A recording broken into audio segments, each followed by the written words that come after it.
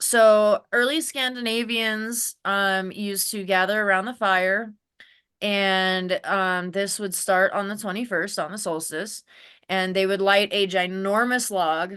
Now, this was not just Scandinavians that did this. In other places of the world, some of them you would light what was your Christmas tree from the year prior. Um, but they would light this giant log and everybody would hang out around it. There'd be a massive feast. There'd be, stories being shared. And every morning, if it did go out, they would relight it. And this continued for 12 days until the new year. So it was a 12-day giant bonfire party feast bash. Like, it sounds amazing. And so that is kind of, believe it or not, and I love finding out about origins, is kind of where Christmas lights came from.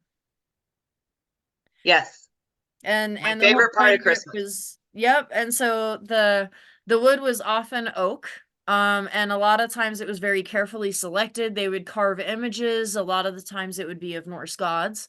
And yeah, that's why we have Christmas lights. And it was to signify, it's like you said, the coming of longer days, of more sun and warmth. And so, yeah, it all connects. And I think that's really neat. Mm. Um, I did find another interesting fact that the 12 days that was signified in that may have been influenced by the wise men visiting Jesus 12 days after his birth. Oh, that's so interesting. That's interesting. I love to see how it all just kind of, hey, let's take that and we'll add that and piece these things together, I think is, Mm-hmm.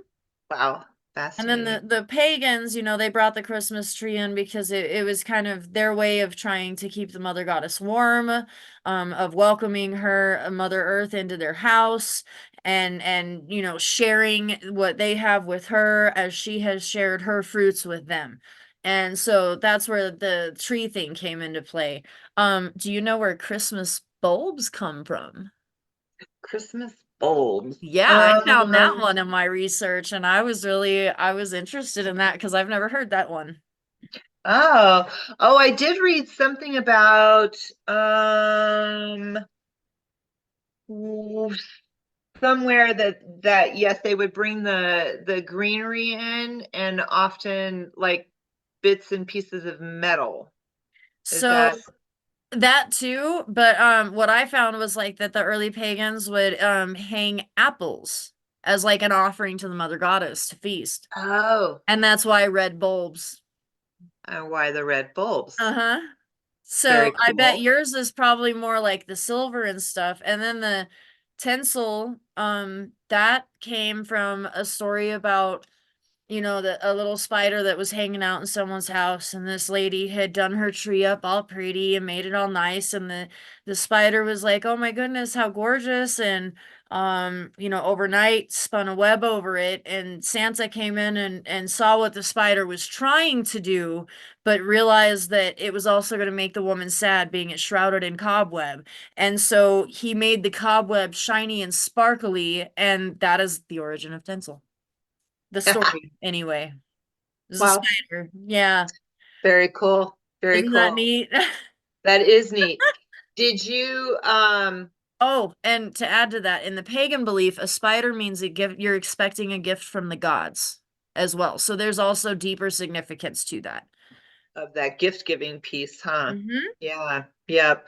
I also read that during Yule, the Oak King is going away and the Holly King is coming in. Did So you read up I about that one? I did, and this one I Okay. didn't take actual notes because I really like how they worded it. This was just off of a Facebook post. I couldn't find like an actual source, so I don't know if they like copied and pasted it or what. In the Celtic tradition, winter is ruled by the Holly King and the Oak King, or Green Man rules over summer. And So the Oak King and Green Man are the same. In medieval times, the Holly King was represented by a boy who walked around town accompanied by his bride, Ivy Girl, teasing and laughing and taunting each other in a kind of ritualistic courtship. These are the last remaining strands of the tradition going back millennia, where they were once god and goddess, remembered in the old carol, The Holly and the Ivy, where the holly wears the crown. The Oak and Holly King are two aspects of our ancient god of the sun. Rising and falling, he is forever reborn at the winter solstice.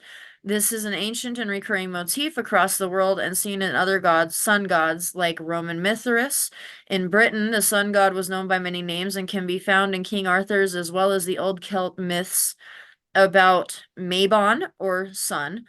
Honored by druids at the winter solstice who reap his sacred seed, the mistletoe with golden sickle, he brings back life to the land. At the darkest time, try to close your eyes and look within. In the distance is a tiny pearl of flame. This is the sun within you. As you breathe, the solstice grows in power, reaching out its rays. It touches your heart, bringing life and renewal. So I thought that was kind of neat. Like I said, it was just something floating around Facebook, but I like the meaning in it, and it does hold the history. And yeah, I did find that one too. Yeah, that's cool. One other thing I found is Christmas was dated back as early as the 4th century, likely had almost, if not absolutely nothing to do with Jesus. It was a pagan thing. Um And you talked about the evergreen already. I found that one too, that it signifies the return of life and light, as winter solstice means the days are about to get longer. Hmm. Oh, mistletoe. So mistletoe was actually a druidic origin. So the druids believed that it was an all-powerful healing item from the sacred oak tree.